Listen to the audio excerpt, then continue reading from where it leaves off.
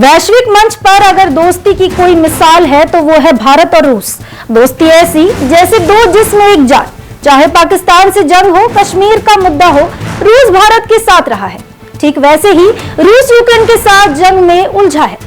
जब रूस आर्थिक संकट से जूझ रहा था, भारत ने तमाम प्रतिबंधों के बावजूद तेल खरीदार रूस की मदद की। भारत और रूस की दोस्ती पर परिस्थिति में नजर आती है। भले ही विश्व भर में युद्ध और संघर्ष जैसे हालात हो, लेकिन इन सब के बीच भारत और रूस लगातार अपने संबंधों को बेहतर करने में लगे हुए हैं। और अब खबर है कि तेल और गैस के बाद भारत और रूस ने स्टील सेक्टर को मजबूत करने का कदम उठाया है। दरअसल दोनों देशों के बीच 16 मार्च को नई दिल्ली में स्टील सेक्टर को लेकर एक उच्च स्तरीय की बैठक हुई।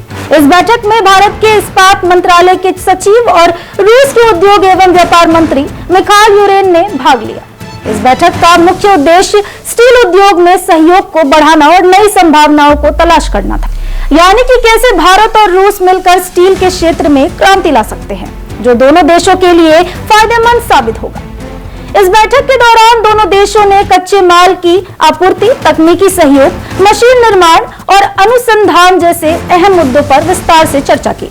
खास तौर पर इस बात पर जोर दिया कि वैश्विक सप्लाई चेन में आ रही चुनौतियों के बीच आपसी सहयोग को कैसे मजबूत करना है और ये कितना जरूरी है ताकि दोनों देश आपस में मिलकर एक ऐसी व्यवस्था तैयार कर सके जिसमें किसी तीसरे देश का प्रभाव न पड़े।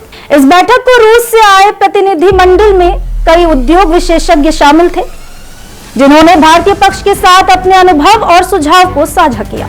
इस दौरान दोनों देशों ने यह भी समीक्षा की कि अब तक स्टील सेक्टर में भारत और रूस का सहयोग कैसा रहा है और आगे इसे कैसे बेहतर बनाया जा सकता है।